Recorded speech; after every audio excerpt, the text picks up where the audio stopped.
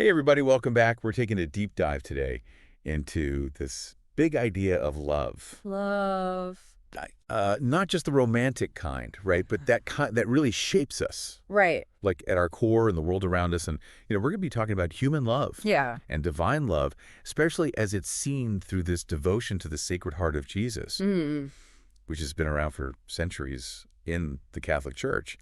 And to help us out with this, we've got Pope Francis's new encyclical Dilexit Nos. Yeah. It came out just this year. Yeah. You wouldn't believe how relevant it feels to our lives today, even though it's dealing with this ancient devotion. So we're going to see how this connects to our own spirituality, social action, and even how we understand God as Trinity. Yeah. So buckle up. This is going to be an interesting one. It is. So Dilexit Nos starts off looking at the heart as way more than just a pump in our chest, right? Absolutely. The encyclical uses heart as the symbol for like the core of our being. Yeah. The place where our desires are our choices, the deepest parts of ourselves. And it's about going beyond those surface judgments and seeing the real person. It's like that saying, the eyes are the window to the soul, but here it's the heart. Exactly. And it even gets better. It brings up this character from Dostoevsky's Stavrogin, Okay. who's like evil incarnate. Wow. Not because he's out there doing all these terrible things, but because he lacks a heart. Oh, that's creepy. So like he can't connect with other people or even his own feelings. Right. That lack of genuine connection Yeah. is what makes him so chilling. Yeah. And think about it. Haven't we all encountered people like that, maybe even online, where it's all about Totally. carefully crafted personas, but no real depth? Yeah. Dilexit Nos suggests that when we lose touch with our hearts, with real connection, things can get really dark. It's making me think about all those articles I read about social media and loneliness. Are we losing the ability to have heart-to-heart connections because we're so busy curating our online image? It's a good question to think about, and the encyclical goes on to say that this disconnectedness can even lead to fragmented lives. We become scattered, lost in the chaos. Oh, yeah. But the heart, with its capacity for reflection, can help unify those pieces. Okay. It's like Mary, the mother of Jesus, Yeah. who pondered everything in her heart, even the confusing stuff, Yeah. and found meaning in it. That's such a powerful image. It's like she was carefully piecing together all those experiences. Right. Trying to understand their deeper significance. But in our world today, with constant distractions and information overload, who even has time to ponder anything? Exactly. Dilexit Nos is really calling us out on that. Yeah. It's saying we need to reclaim those moments of quiet reflection. Yeah. Otherwise, we just become a jumble of fleeting moments Yeah. instead of a cohesive story. It's like we need to treat our lives like a good book. Yeah, taking time to savor each chapter. See how it all connects. Yeah. Because even those seemingly random events might have hidden meaning if we really ponder them. Now, when we talk about the Sacred Heart, it's important to get what it truly represents. Yeah. It's not about worshiping a body part, right? Right. It's about recognizing the whole person of Jesus Yeah. with his heart symbolizing his all-encompassing love. Hmm. We're not isolating a physical organ, but seeing it as this representation of his complete self, and importantly, Okay. we're adoring the living heart of the risen Christ. So it's not like we're fixated on a disembodied relic or something. Not at all. It's about recognizing that heart as part of his resurrected body, Yeah. inseparable from his divinity. That makes a lot more sense. So how did this devotion even come about? It feels kind of intense to focus on a heart, even symbolically. It's a fascinating journey. The early church fathers talked about the pierced side of Jesus as this source of grace and the Holy Spirit. Yeah, it's like that wound, it becomes a wellspring of God's gifts to us. Exactly. But then St. Augustine comes along and kind of shifts things. Oh, He focuses on Christ's breast interesting. as a place of personal encounter and wisdom. Mm. It's less about the wound itself and more about the spiritual reality that it represents. So the devotion becomes more personal, about connecting directly with Jesus. Exactly. It's not just about receiving grace, but experiencing deep connection with Christ himself. And this understanding keeps developing, with figures like St. Bernard, St. Bonaventure, St. Francis de Sales. Yeah. They all kind of add their own layers, deepening the meaning of this devotion. But wasn't St. Margaret Mary Alacoque a game changer in this whole story? What was her deal? Oh, her visions of the Sacred Heart were crazy influential. Yeah. She received these messages from Christ, emphasizing his burning love for humanity Okay. and his desire to share his riches with us. It's this overwhelming love, totally undeserved on our part. She even said something powerful like, Behold this heart, which has so loved men, that it has spared nothing even to exhausting and consuming itself in order to testify its love. Yeah, that's the one. It really captures the intensity of Christ's love. And his self-giving sacrifice, this love that holds nothing back, pouring itself out for those he loves. Imagine being loved like that. I know, right? It makes you wonder how experiencing that kind of love could change how we view faith in our relationships. Yeah, for sure. It pushes us to rethink love, entirely moving beyond our limited human understanding to grasp the depths of divine love. Absolutely. Then we have Saint Claude de la Colombière, Yeah. who seems to emphasize a different side of this devotion. What was his focus? He was all about the peace and security, found in completely surrendering to the Sacred Heart. And his act of confidence prayer is such a beautiful example of this trust. Oh, can you give us a little taste of that prayer? Of course, he says, you know my weakness and sure. You know the number and gravity of my offenses. You know that I am nothing and can do nothing, and that I am capable of everything for evil if I am left to myself. And yet, here's what is incomprehensible. I trust in you even more than in myself. Wow, that's deep. It's like saying, I know I'm a mess, but I trust you to love me anyway. Talk about liberating. No more pretending to have it all together. Right, and he manages to kind of weave those mystical visions of St. Margaret Mary with a really practical, contemplative approach, drawing on St. Ignatius's spiritual exercises. So he's showing how this devotion can be intensely personal, but also grounded in real spiritual practice. Exactly. It's amazing how, even with this shared devotion to the Sacred Heart, we see it play out in such different ways. Right. Like St. Charles de Foucault and St. Therese of Lisieux, they had totally unique approaches. Right. Totally. For Foucault, it was all about the infinite mercy that he found in the Sacred Heart. It fueled his austere life of solitude and service. Modeled after Jesus' hidden years in Nazareth in a world obsessed with success and being seen, Foucault's radical embrace of hiddenness and service really challenges how we define a meaningful life. So he was about imitating Christ's humility and self-emptying love, even if no one was watching. Yeah, but for Therese, it was more like an intimate spousal relationship with the Sacred Heart. What? She saw it as this limitless source of trust and love that just banished fear. So for her, it was less about imitating and more about surrendering completely to that love, like letting go of all control and just trusting. Precisely trusting in its power to overcome obstacles and fill her life with peace. Wow. Two totally different expressions of the same deep devotion. It's like the Sacred Heart speaks to the core of who we are offering comfort and inspiration in ways that are both universal and incredibly personal. Yeah. Okay, so we've talked a lot about love. But what about this concept of reparation that's tied to the Sacred Heart? Okay. It's about consoling Jesus for his suffering. Yeah, that's the traditional understanding, offering sacrifices and penances to somehow appease divine justice. But hold on, because Pope John Paul II reframed this whole idea of reparation. Okay, this is where things get interesting. Tell me more. Okay, John Paul II saw true reparation as building a civilization of love where justice and mercy win. It's about going after those root causes of suffering and dismantling those structures of sin. Hold up. Structures of sin. What does that even mean? Great question. We'll unpack that in a bit. Okay. But the point is, it's not about appeasing God, but about transforming the world to reflect Christ's love. I love that. So it's not about looking back with guilt, but looking forward with purpose. Exactly. So instead of beating ourselves up for our mistakes, right, we're called to make things right, to heal the world around us. Yeah. That's powerful stuff. It is, and it all flows from this encounter with the Sacred Heart, this love that compels us to action. All right, let's take a quick pause here to let all of that sink in. Okay. When we come back, we'll dive deeper into this idea of reparation, those mysterious structures of sin, and how it all plays out in our lives. Stick with us.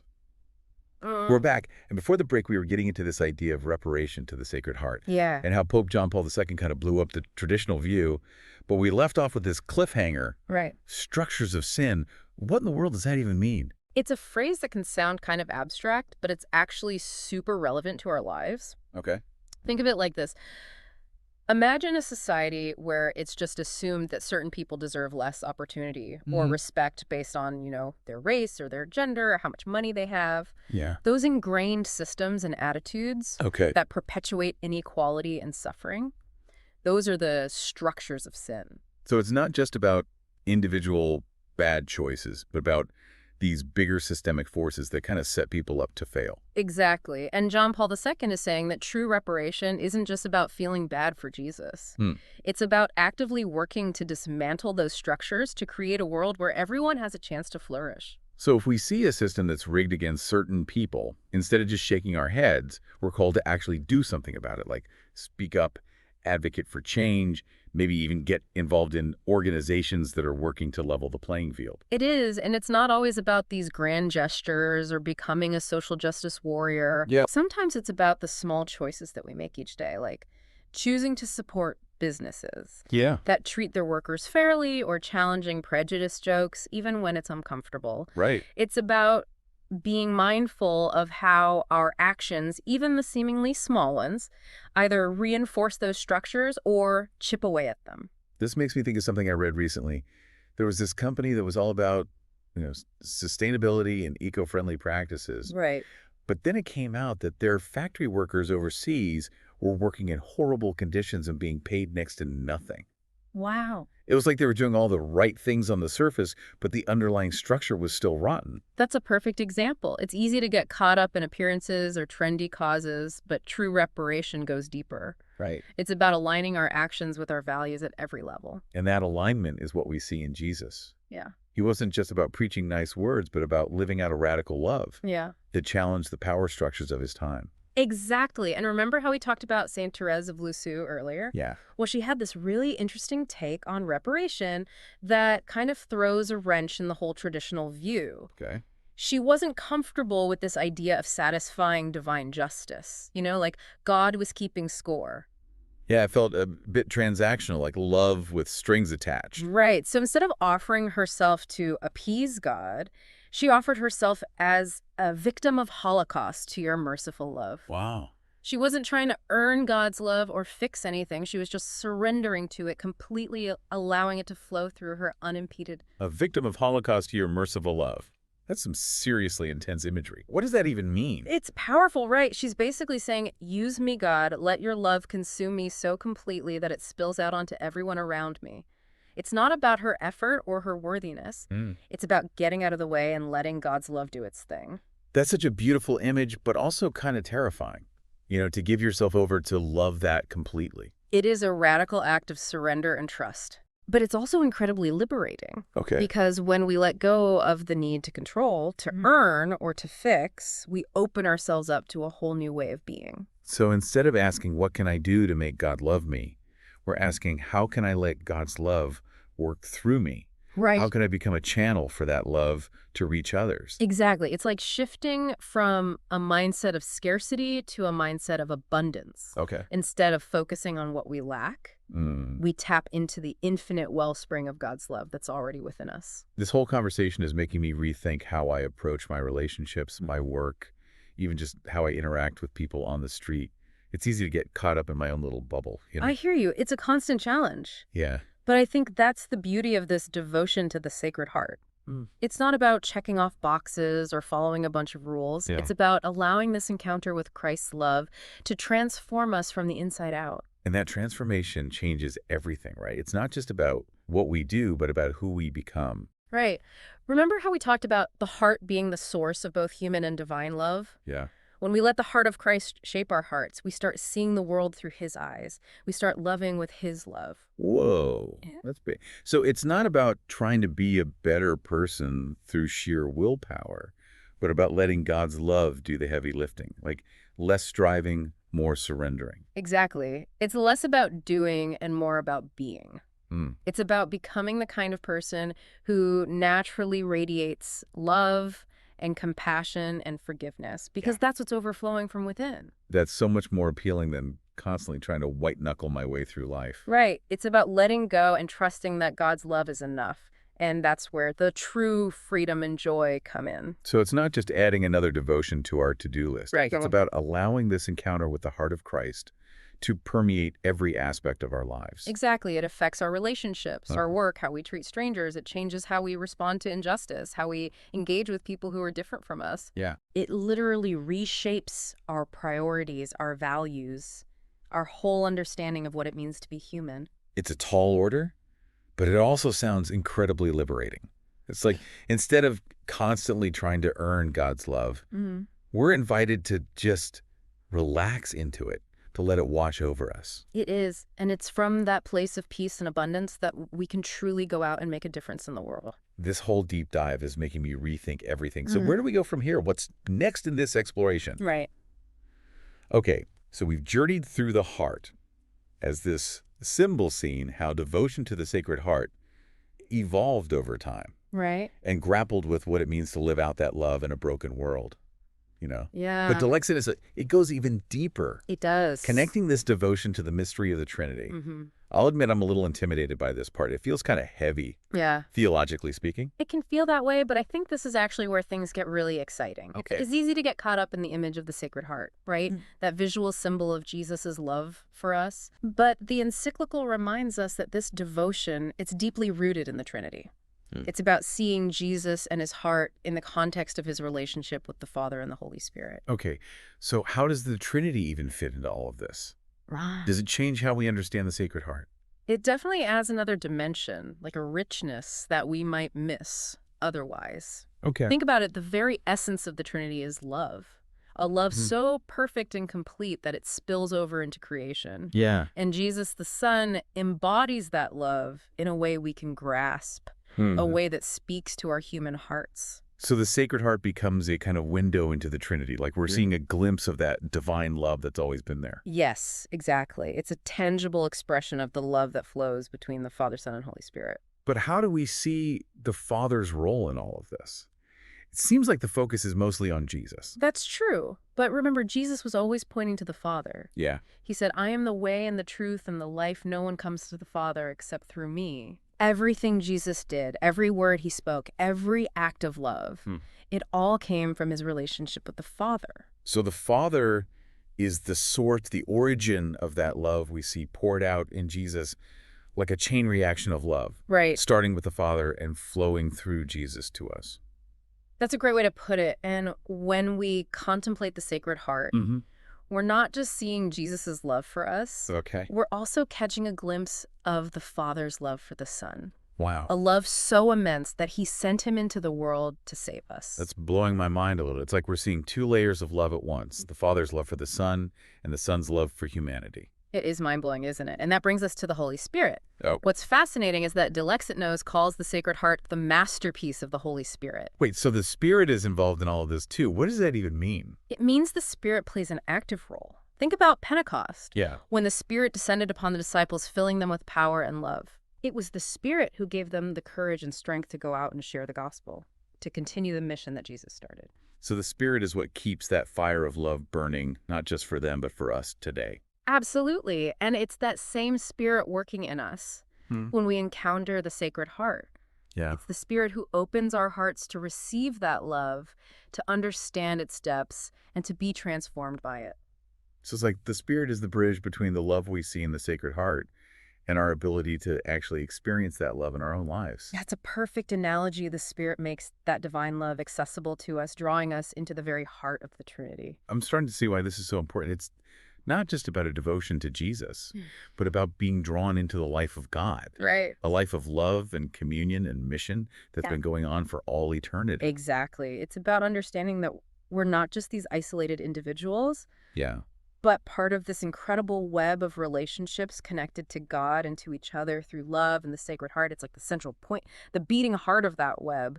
This is way more than just adding another prayer to my day, isn't it? It's about a fundamental shift in how I see myself and God and the world. You got it. And it's not something we figure out overnight. It's a lifelong journey, a process of opening ourselves more and more to the transformative power of love. We've covered so much in this deep dive, from the depths of the human heart to the mystery of the Trinity. It's been amazing to explore this with you. You know, we've only just scratched the surface. There's so much more to discover, so much more to ponder. What stands out to you most from this exploration of the Sacred Heart? How do you see it reflected in your own life, your relationships, the world around you? Those are great questions to keep wrestling with.